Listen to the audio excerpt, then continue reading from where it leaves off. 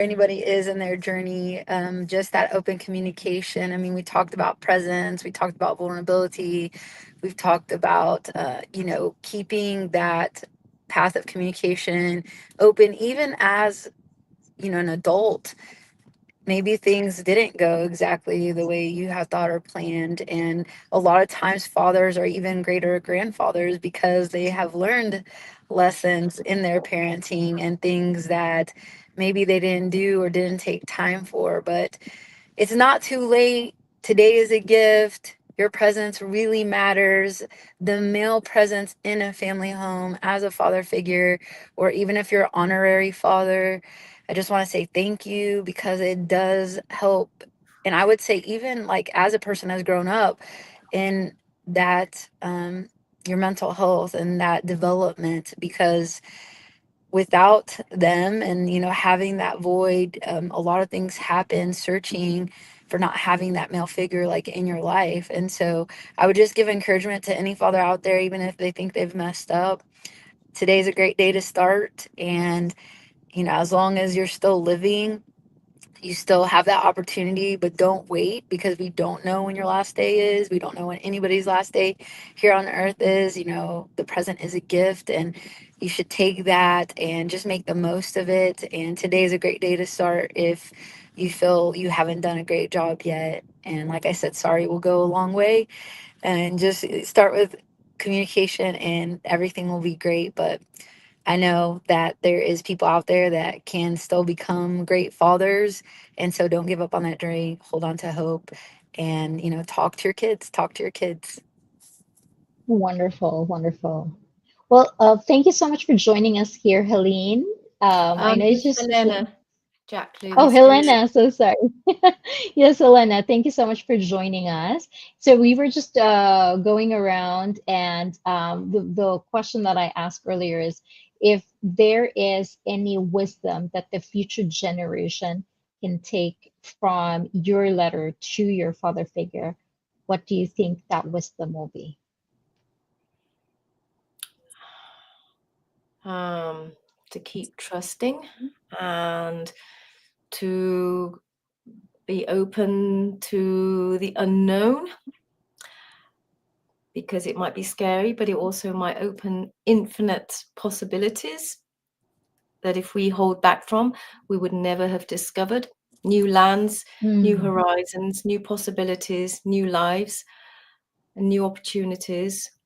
Um, Now it's becoming more accessible and available with transport and the internet, but that doesn't stop us from our own, that doesn't make us any less fearful of our own fears. And if anything, we have now a lot to aspire to on the internet, and that can create expectations of how we should be, how it should be when we get there, or whatever. Whereas before, I guess in a way, when you're sort of going blind, it's kind of exciting and scary, but you just got to sort of like release it all and see what happens. And I think a little bit of that's gone with the way our communications are. And it's we've lost a little bit of that spontaneity or whatever. It's a complicated subject, but I would just say, just for anyone, the wisdom would just be to just go for it. If something is calling in your heart, in your soul, you got to go for it. wonderful, wonderful. Thank you so much for sharing that. Um, so maybe, to wrap this up, if you can complete this sentence, basically, if your father figure, the one that you're honoring, is here listening to us right now, what would you like to tell him? So maybe you can complete this sentence. To the father figure I honored in my letter, that. Well, you couldn't have done better, Dad. With all the resources that you had, you were amazing.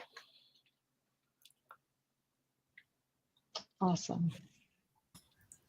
I would love to say to make him like sensing, and that's is always the key. Sometimes we say things, but if the other person doesn't allow it in and doesn't sense it, they don't land. So I hope if he were still alive, I could convey to him, Dad, I'm so proud to be your daughter?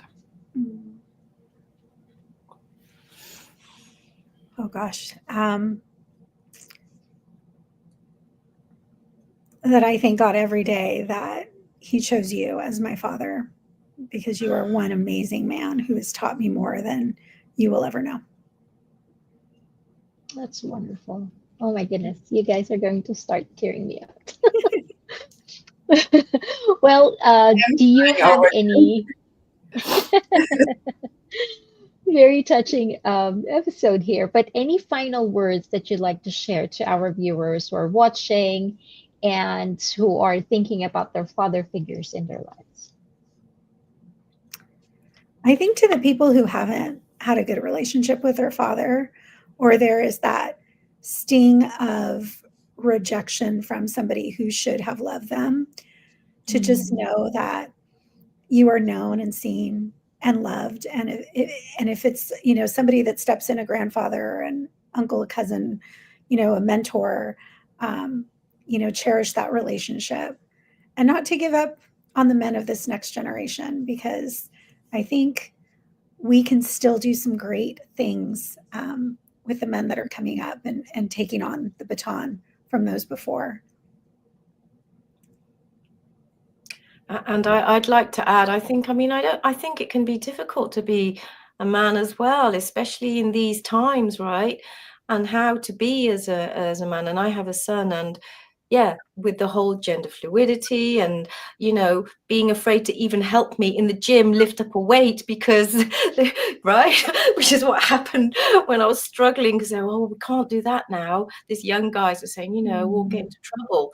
And so it's like how to be is can even be in question. Identity is such a big, strong one. And so, yeah, whoever we identify as our main caregivers, in the end, it's not about the gender necessarily. We're just honoring our fathers in this instance. But for other people, they have caregivers who are mothers, with the mothers and their father figure for them. And it's just that honoring in general of having that care, and knowing that we've been held and supported and seen and encouraged. And for those of us who haven't been able to have that as a direct bloodline, we can find it in other ways. There are other ways to find it. Yeah. And I would love to motivate our viewers and hopefully book buyers to really read the book and the whole book, because I know often our friends and family members, they buy the book because they know us, and then they read just our chapter and they already probably know the story because they know us. I want to invite everyone viewing here to not only get the book, but read the whole book, because the diversity and the different angles and stories, the different fathers portrayed, when we want to really understand anyone or anything really deeply, we need what I call multidimensionalize it, to look at it from different perspectives. And I believe that the perception of our own father, or if we are a mother or father reading that book, our perception of our own parenting style might becomes more conscious or inspired, or we maybe even learn something specific. For me personally, I'm a book nerd. I live here in my home. Wherever I live, I always build literally a big library. One room is dedicated to be a library. I'm very grateful that I could always, even as a broke student, my hallway was a library. I always was able to afford that. And I see so many people saying they don't have time to read. For me, this is like, you have no time to breathe. How do you survive life? So I want to inspire everyone to give this book a chance to inspire and touch you and motivate you, or maybe teach you something. Please read the whole book and not just the one chapter of the person, Wonderful, wonderful. Thank you so much. Well, what a powerful celebration of love, legacy, and the father figures who've shaped our stories. To all the incredible authors, thank you for sharing your hearts and honoring these remarkable men with grace and depth. Letters to Him is now available on Amazon in both ebook and paperback, the perfect gift for all occasion. may it be birthdays, anniversaries, memorials, or simply to say thank you in a meaningful, lasting way. So go ahead and grab your copy today. Thanks, everyone. Until next time. Bye, everyone. Bye. Bye.